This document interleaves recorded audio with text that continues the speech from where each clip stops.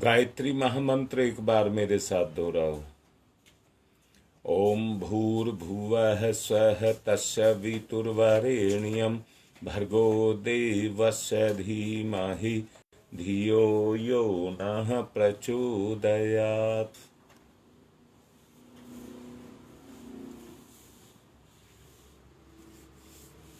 कोशिश बहुत की जा रही है किसी तरह से सारा प्रोग्राम एक सिस्टम पर आ जाए, एक लाइन पर आ जाए। क्या कोशिश की जा रही है? जितने विज्ञजन होते हैं वो अपनी प्रतिभा का, अपनी सामर्थ्य का प्रयोग करते हैं। वो गुणवान होते हैं इसी वजह से, क्योंकि अपनी सामर्थ्य का प्रयोग करते हैं, इसलिए गुणवान होते हैं।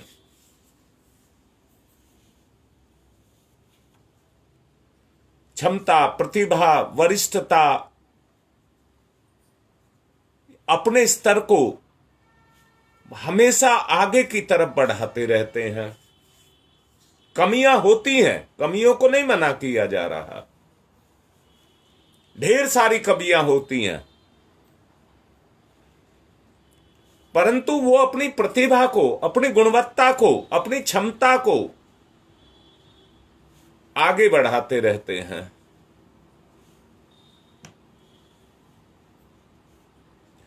दूसरों को कुमार्ग पर चलते हुए देख करके उनका अनुसरण नहीं करते, उनसे प्रभावित और आकर्षण में भी नहीं आते,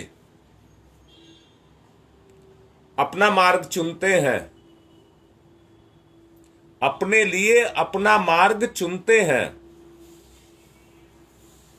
और अपनी श्रेष्ठता अपने ही एकांकी संकल्प पर, अपने ही एकांकी संकल्प पर बढ़ाते हैं। बोलो कैसी बात समझ आई? सोचो जो बोला जा रहा है।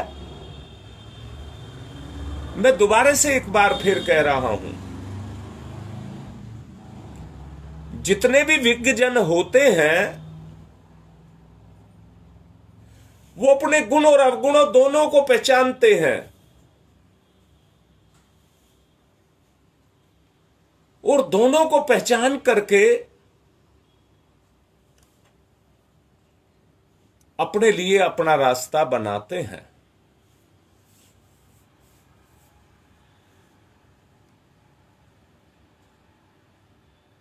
अपनी क्षमताओं का प्रयोग करते हैं,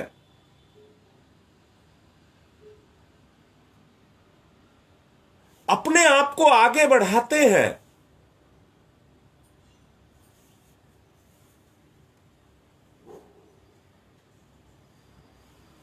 परम पूज्य गुरुदेव ने भी कहा है और सही भी है, मनुष्य अपने भाग्य का विधाता स्वयं है। आज आदमी अपनी कमजोरी के कारण, आज का आदमी अपनी कमजोरी के कारण, जो आपको पिछले प्रवचनों में बताया गया है,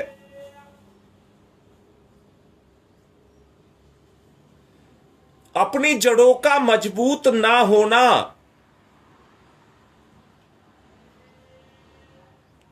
इसी के कारण बुराइयां हमको उखाड़ करके फेंकती चली जाती हैं, टिक नहीं पाते हम।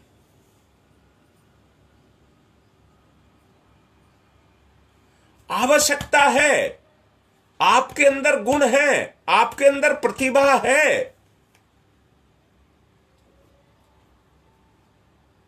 जब तक आप अपनी प्रतिभा को जागृत नहीं करेंगे, चुनाव आपको करना है, स्वतंत्रता आपको ही है। मैंने पिछले दिनों कहा था, चिंतन की स्वतंत्रता सबको है, आपको भी है। परंतु मजबूरी ये है, गलत चिंतन कर लीजिए, कोई दिक्कत नहीं, कर लीजिए आप, परंतु आप चरित्र से फंस रहे हैं। आपका जो चरित्र है वो आपको फंसा रहा है, बंधन में डाल रहा है दुर्गुणों के कारण।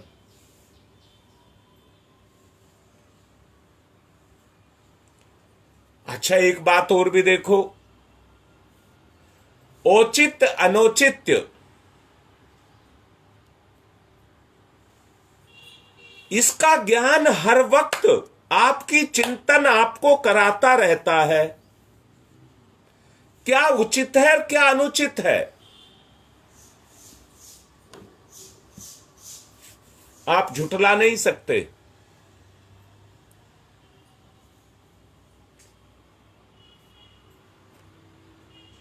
ये रास्ता है जो आपको चुनना पड़ेगा।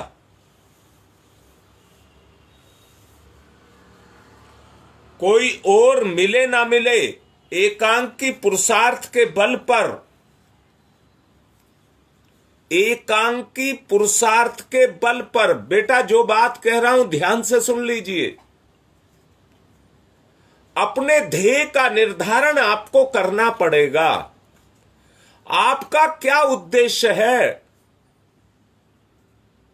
उसका निर्धारण आपको ही करना होगा, दूसरा कोई नहीं कर सकता।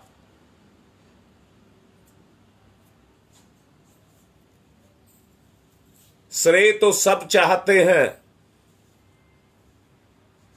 पर उस पथ पर चलना भी पड़ता है। एक बात और कहूं, लीकई लीक गाड़ी चले और चले कपूत, बिना लीक के तीन चले शायर शेर सपूत। इसलिए आपको अपना निर्धारण स्वयं करना पड़ेगा, कोई आपको कुछ नहीं दे सकता, सब ईश्वर का दिया हुआ आपके पास है।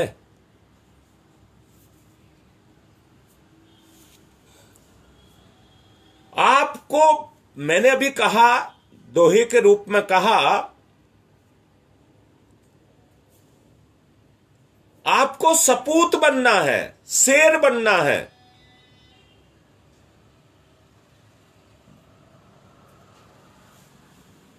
उत्कृष्टता के रास्ते को चुनना है।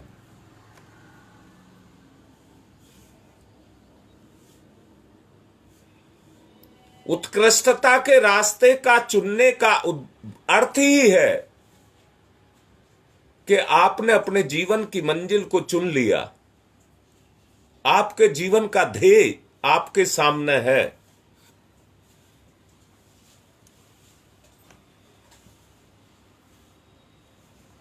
मैं कई दिनों से कहता आ रहा हूं, श्रेष्ठता को वर्ण करने का दिखावा तो बहुत करते रहते हैं,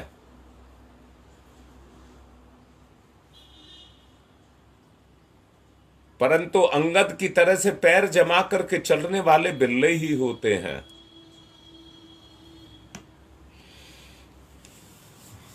घर में कोई मेहमान रिश्तेदार आ जाए, सब अपने अनुशासनबद्ध जीवन को जीने लग जाते हैं, परंतु चला जाए तो फिर वैसे ही हो जाते हैं।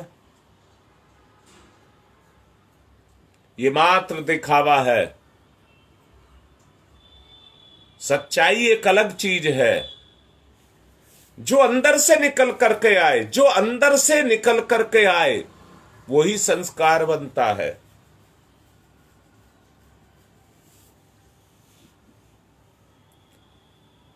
जिंदगी के चरम शिखर तक आपको पहुंचना है बेटा, जिंदगी के चरम शिखर तक आपको पहुंचना है, और वो चरम शिखर और कोई नहीं है। उत्कृष्टता का नाम, आदर्शवादिता का नाम, पवित्रता का नाम ही है। उसी से पहुंच सकेंगे बेटा। ये आप समझिए, श्रेष्ठता मैंने कहा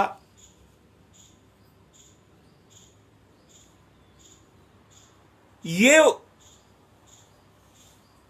साधन है आपके, जो आपके चरित्र का निर्माण करते हैं। आदर्शवादिता, श्रेष्ठता, ये आपके चरित्र निर्माण के साधन है। कर्म से ही व्यक्ति पहुंच सकता है।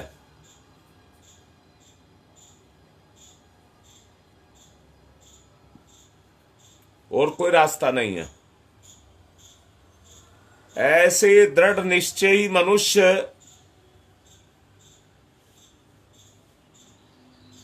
अगर होते हैं तो अगणित लोग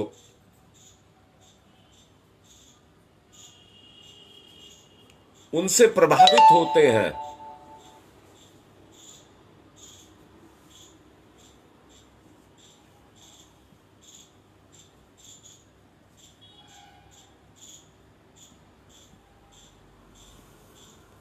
ऐसे मनुष्य भव मंगल स्वरूप होते हैं। दुर्जन उन्हें प्रभावित नहीं कर पाते। वे अपनी सज्जनता के प्रभाव से ही दूसरों को बदलने में सफल होते हैं।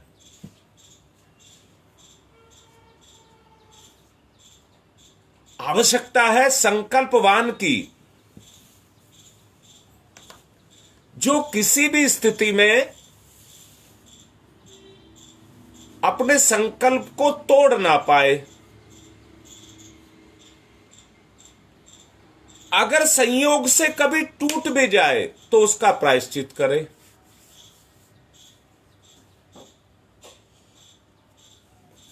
हो सकता है टूट जाए, परंतु स्वयं ही अपना प्रायश्चित करे, दंड ले।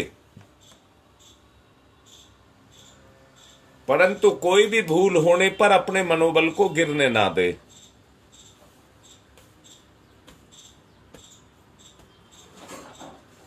सोचिए, अगर गिर भी गए तो दूना उत्साह अपने अंदर पैदा करे और फिर से निश्चय करके उस कर्म को करे। परम पूज्य गुरुदेव ने कहा है, असफल होने का अर्थ असफलता नहीं है, वरन सफलता के लिए जितना प्रयास किया जाना था उतना नहीं किया गया। असफल व्यक्ति अगर दोबारा से अपने संकल्प को जगाता हुआ सफलता को चुनौती दे और उत्साह को रखे तो निश्चित रूप से वो अपनी मंजिल पर पहुंचेगा। भूल की पुनरावृत्ति ना होने दे। इसके लिए अधिक से अधिक मनोबल को जुटाए। अभी जो मैं बोल रहा हूं, इसकी प्रतिक्रिया के स्वरूप आपके मन में संकल्प उठ रहे होंगे इस समय। बेटा, सब देखो अपने अंदर कि ये गलती हम करते हैं, ये भूल हम करते हैं।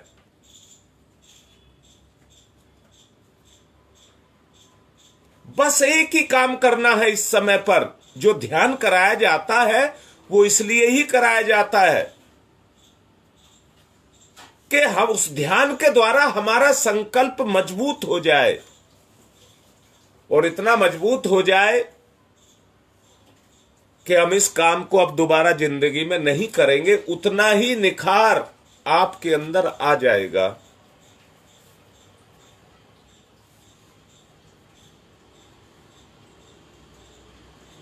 अगर ये मनोबल आप इस समय जुटा रहे हैं, जो मैं प्रवचन कर रहा हूं, आप इस मनोबल को जुटा रहे हैं, तो ध्यान का जो इसके साथ उद्देश्य जोड़ा गया है वो इसलिए जोड़ा गया है कि ये चीज आपके चिंतन के अंदर जाकर के समा जाए।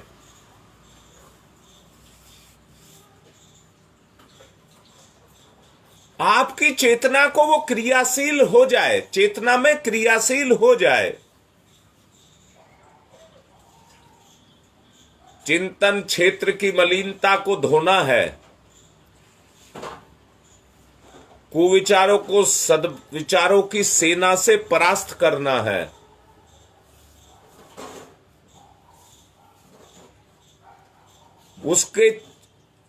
उससे आप अपने चरित्र को गिरने ना दें। जब आप श्रेष्ठ विचारों की सेना का निर्माण कर लेंगे,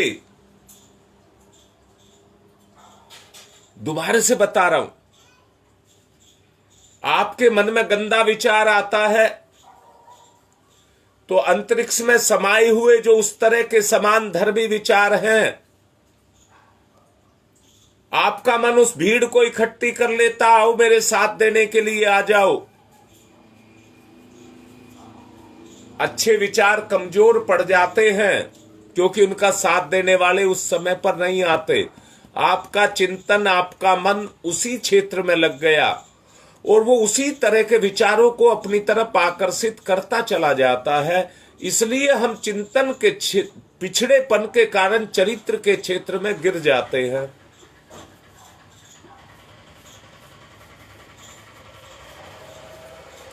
चिंतन की भ्रष्टता ही आचरण में दुष्टता का समावेश करती है। जो इस तथ्य को अच्छी तरह से समझ जाएं, वो अवांछनीयता के आकर्षण से अपनी आत्मरक्षा कर सकते हैं।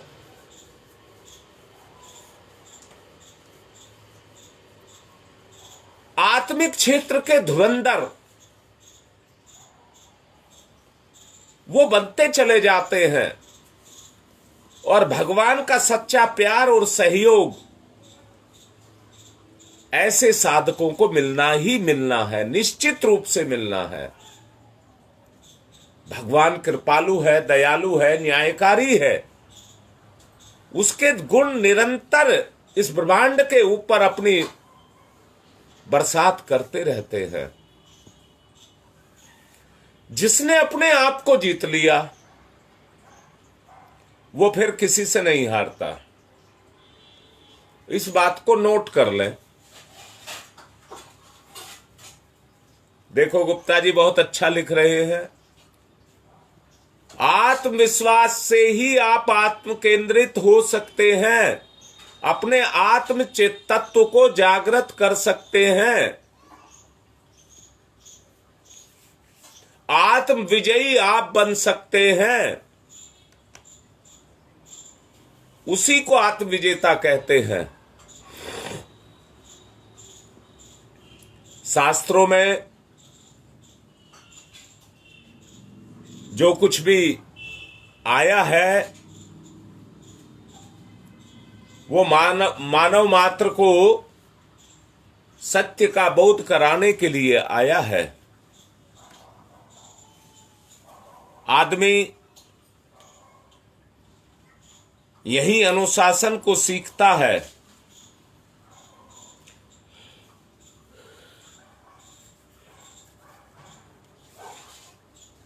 और मन में संकल्प रूपी बीज को उगाता है।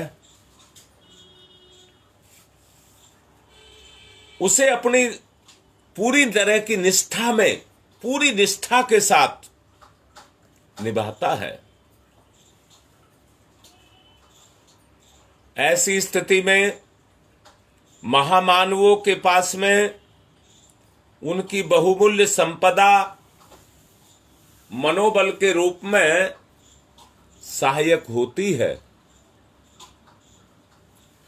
वे चरित्र निष्ठा की, चरित्रवान बनने की,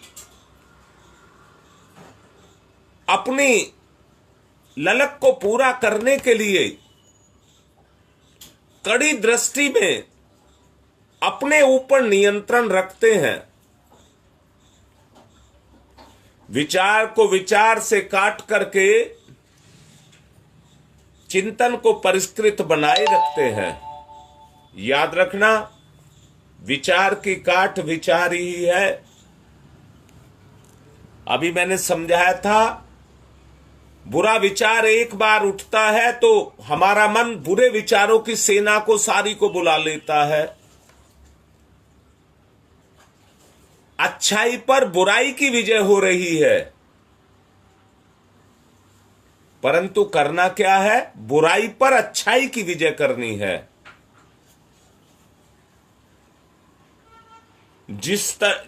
जिसने अपने भीतर सही दिशा को ले लिया, अपने पर अंकुश लगा लिया, उसे सच्चे अर्थों में सूरवीर कहा जा सकता है।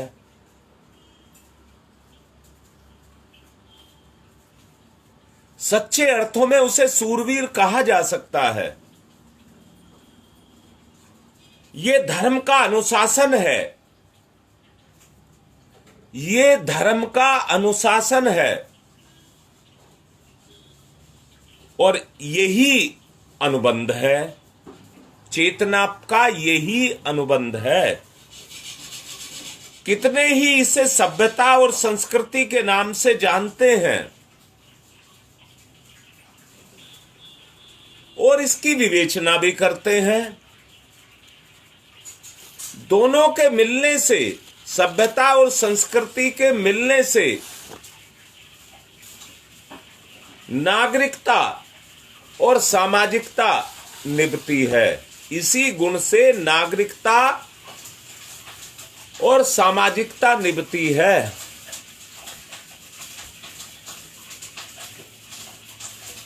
उसे सद्व्यवहार और सदाचार के नाम से जाना जाता है।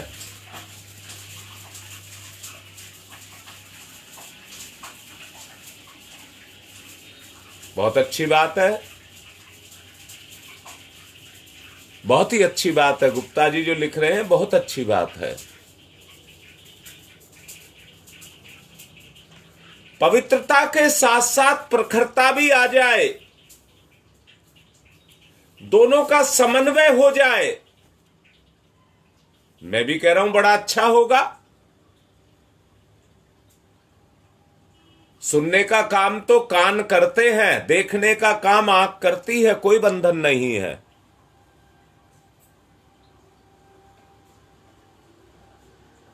बड़ी अच्छी सलाह है। ध्यान 10 मिनट का ना हो करके 40 मिनट का हो जाएगा। वहीं से शुरू कर दें, निखार आना शुरू हो जाएगा। नम्रता और सज्जनता के साथ इस बात की भी आवश्यकता अनुभव की जाए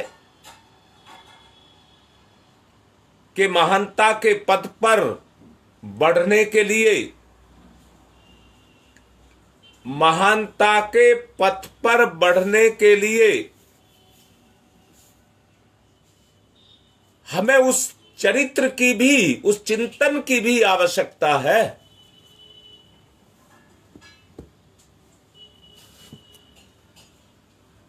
व्यक्ति के जीवन में उस तरह का बंधन कर्म बंधन के रूप में, आत्म अनुशासन के रूप में जुड़ा रहे। याद रखना, जिनको अनुशासन प्रिय है, सामाजिक क्षेत्र में उपयुक्त मर्यादाओं का पालन करते हैं,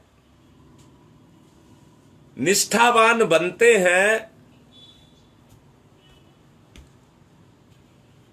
वही उस मंजिल तक पहुंच पाते हैं।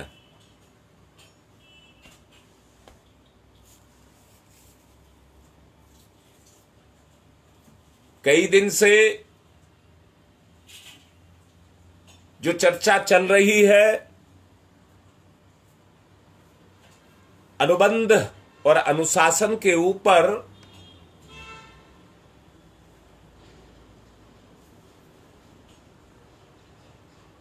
मैं समझता हूं काफी हद तक प्रवचन के माध्यम से आपके चिंतन में उस विचार को घुसाने का प्रयास किया गया है।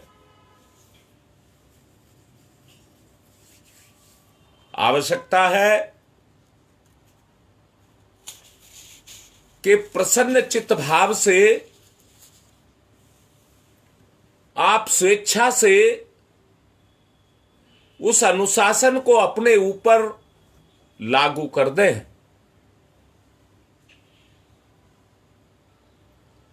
एक बात कहूंगा, अनुशासित जीवन सरल नहीं होता है, कठोर होता है। उदाहरण के लिए बोलूंगा, साइकिल के पहिए के अगर बोल्ट ढीले हों तो पहिया लचर पचर करने लग जाता है।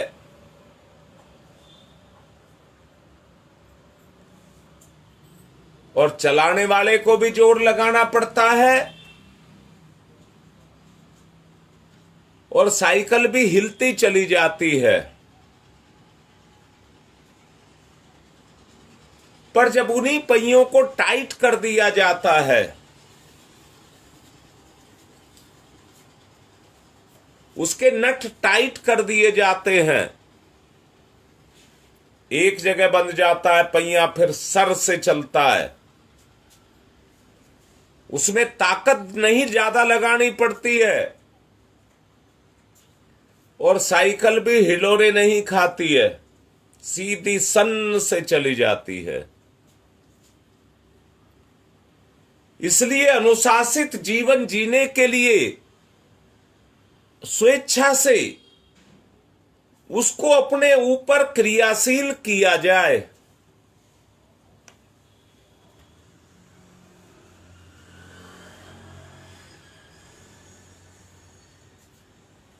तभी उसका उचित लाभ आपको मिल सकेगा।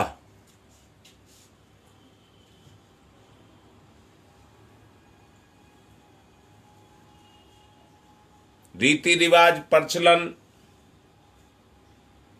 सब समाज में प्रचलित है,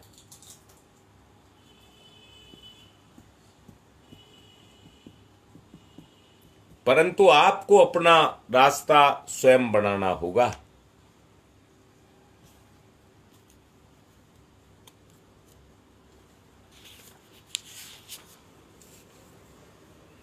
अब ध्यान कर लें, समय हो चुका है।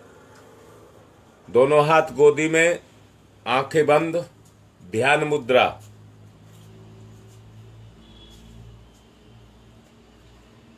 विराट ईश्वर का ध्यान करिए,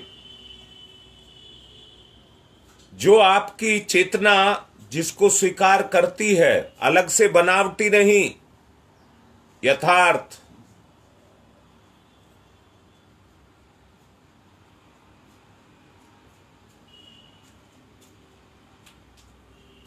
अपनी अंतर चेतना का प्रवेश सूर्य की चेतना में करिए। मंथन मिला दीजिए, मंथन, एक रस, स्वानुभूति।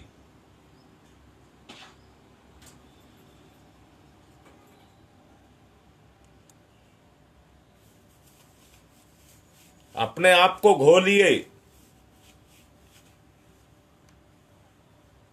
सूर्य के तेज में आपका तेज घुल रहा है।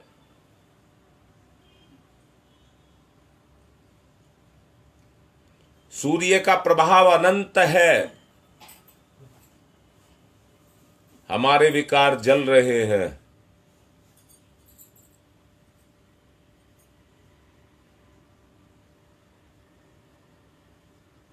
ध्यान मुद्रा, एकाग्रता, अपनी चेतना का विलय भगवान सूर्य की चेतना में, एकाकार।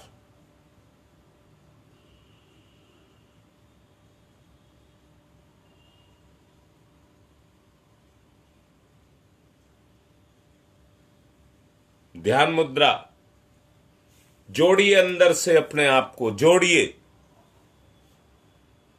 जुड़ाव, लगाव।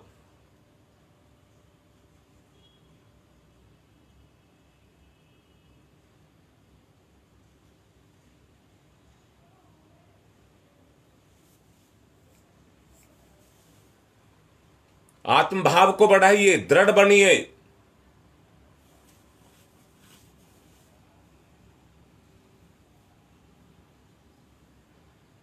विलय, विसर्जन, विलय।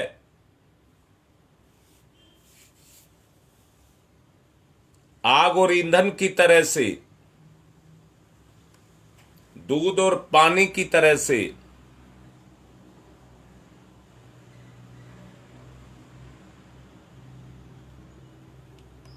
विलय, विसर्जन, विलय, एकाग्रता।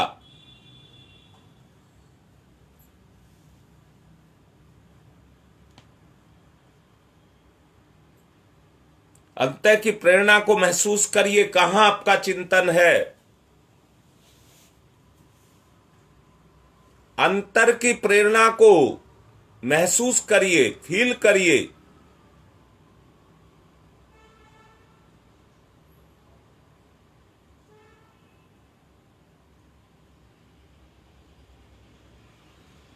एकाग्रता, एकाग्रचित्त, ध्यान मुद्रा।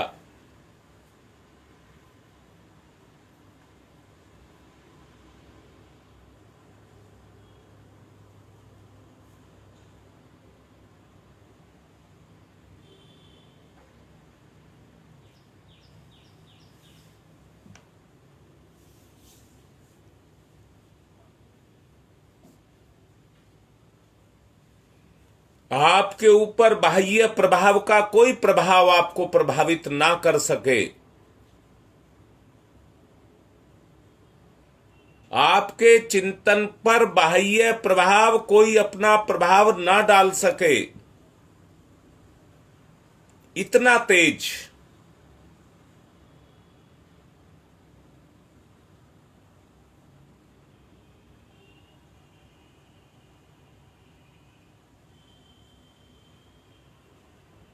विलय, विसर्जन, विलय।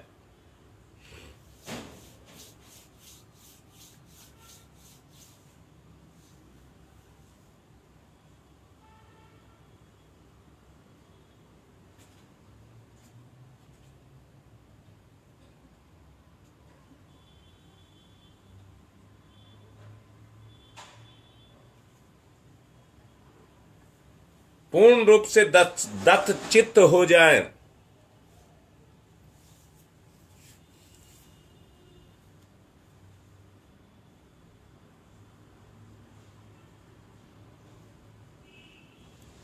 अनुबंध को महत्व दिया जाए। हम ईश्वर के अनुशासन को से अपने आप को बांध रहे हैं।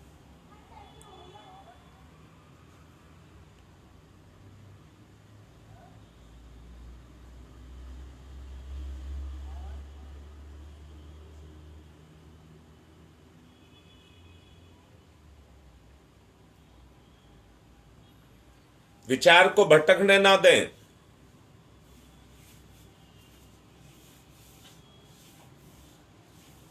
ईश्वरीय अनुशासन का समावेश।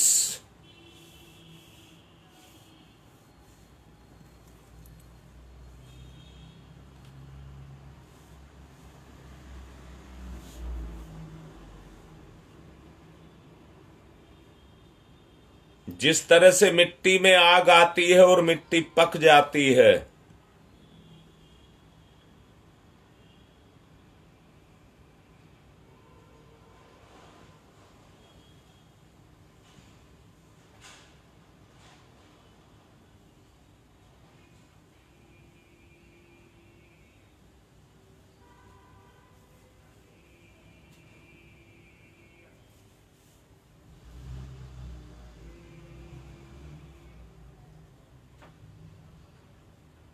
काट छांट करिए।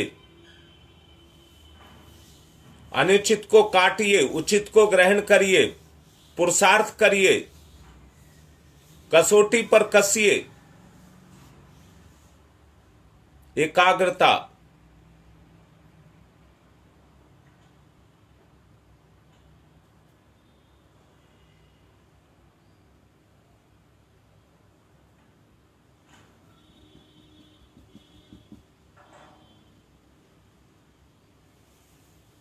परतों को फाड़ दीजिए, अज्ञानता की परतों को फाड़ दीजिए।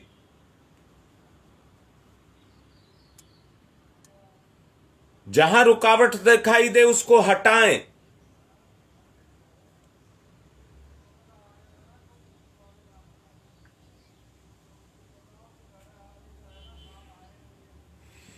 दत्चित आनंद का अनुभव करिए।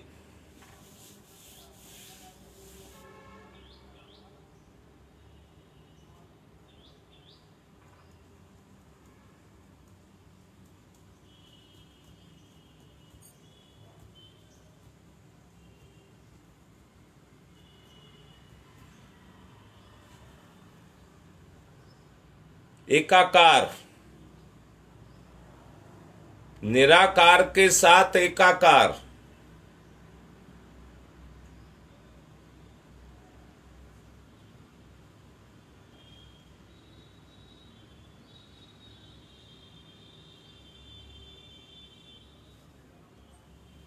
ध्यान की गहराई,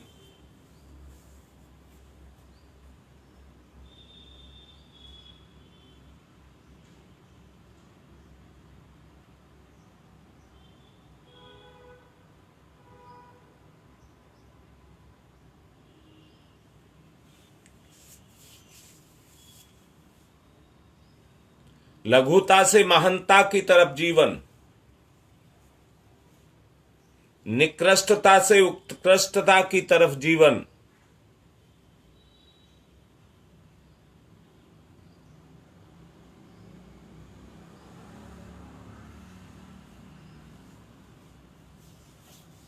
दोनों हाथ रगड़िए, मुखमंडल पर फेरिए, धीरे धीरे आंख खोलिए।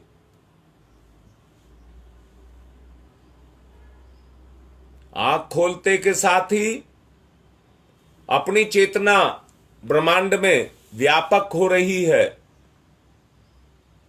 परंतु ध्यान के साथ परमात्मा की चेतना अपनी चेतना में विलय होकर के व्यापक बना रही है। ऐसा पूरा दिन अनुभव करें। आज की बात संपन्न।